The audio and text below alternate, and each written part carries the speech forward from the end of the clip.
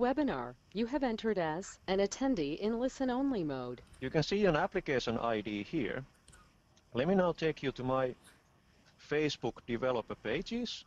Here we go. So you can see that for this particular application that I have in Facebook, I created a new application. I didn't really do much here. I just created a new application, and Facebook gave me an application ID. So the number is here. You can see that it ends in 987.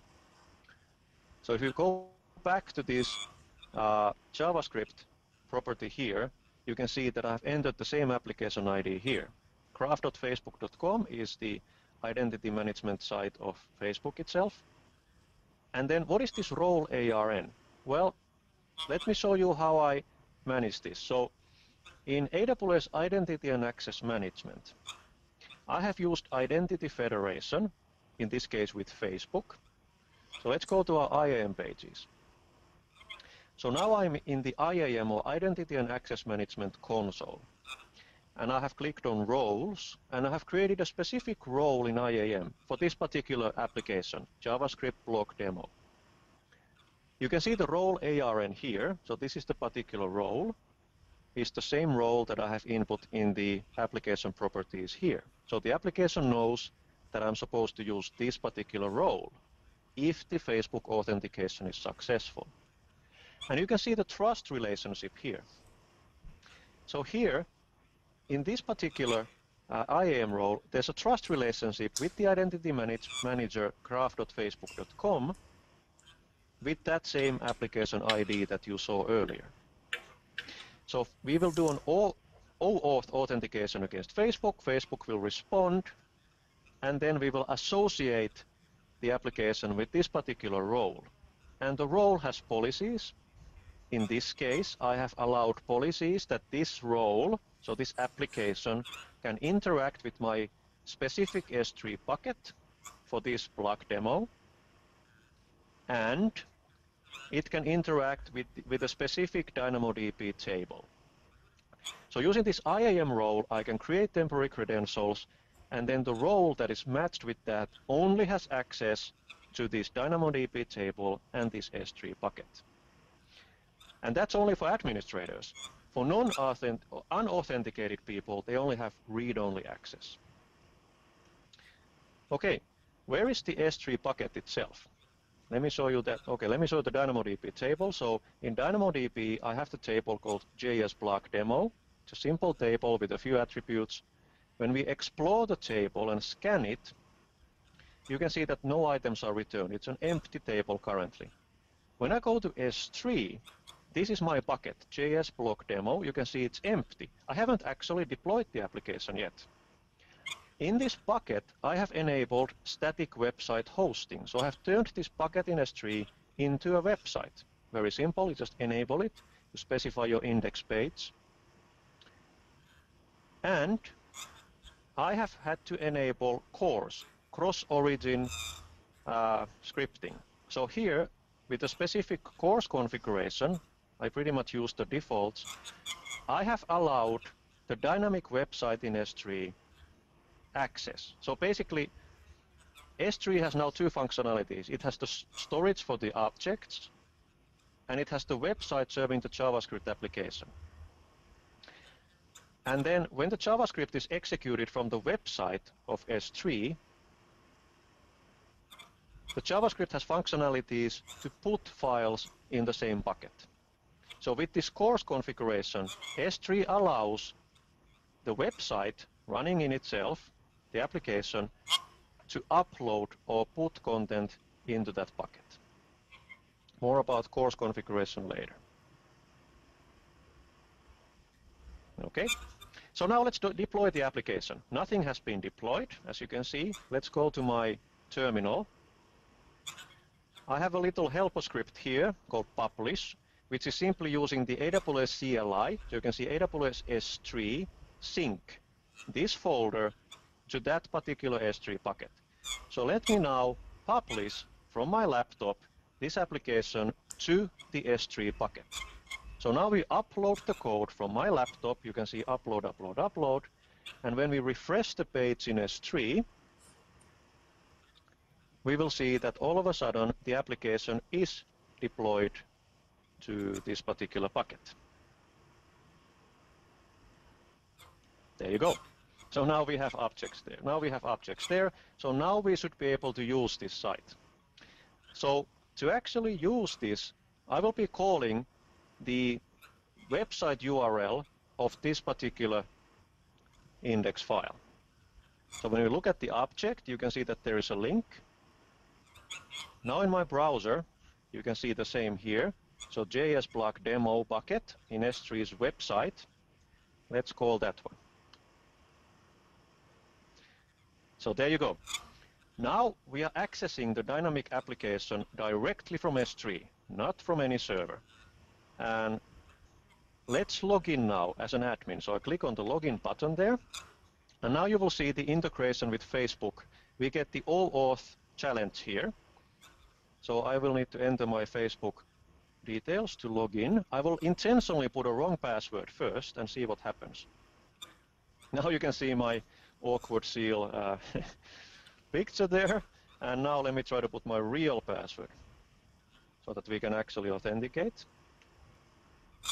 So now that it was successful, what has happened is that we get the response back from Facebook. It's passed by the SDK to the service. And now I open the JavaScript console. So here in the JavaScript console, you can see that there's a provider Facebook and there's a web identity. And now we have integrated successfully. So now let's make a post. Hello webinar world. Nice car. And let's add a picture of a nice car. The amazing Porsche 917. Let me click now publish. Bang. So now we made a blog post, and that's the nice little Porsche 917 monster there. And what happened? Let's go to DynamoDB. Let's now scan the table again. Now you can see that there are items here. There's a new article. It says nice car. There's a link to the picture, and the asset is stored in S3. So there you go. Let's make another post. Second post. Blah. Publish. And we can also delete. So now you can see that it's a fully dynamic site. So we are serving a dynamic website now directly with the JavaScript browser SDK without any servers. Let me jump back to the PowerPoint now. So the key differences between 3-tier and 2-tier are how you handle browser security. You have to handle the keys differently. You need to use cross-origin resources in the browser. You need to manage the credentials on the device. So cross-origin resource sharing, you need to enable that in your S3 bucket. When you use CORS, your browser, so the client running in your browser, will send pre-flight request to the external host. The host acknowledges, are we able to execute these, access these resources or not? Hopefully you are. And then your browser will send the request forward. So with this CORS, you can have assets in served out of different sites, if you will. With S3, you need a specific CORS configuration, and I showed you a snippet of that earlier. You can search for CORS S3 to find the documentation how to do that. It's quite simple. We have example configurations in the system as well. You need to configure your CORS with your bucket policy. So here's an example of that. You simply just allow your dynamic S3 website, methods that you specify,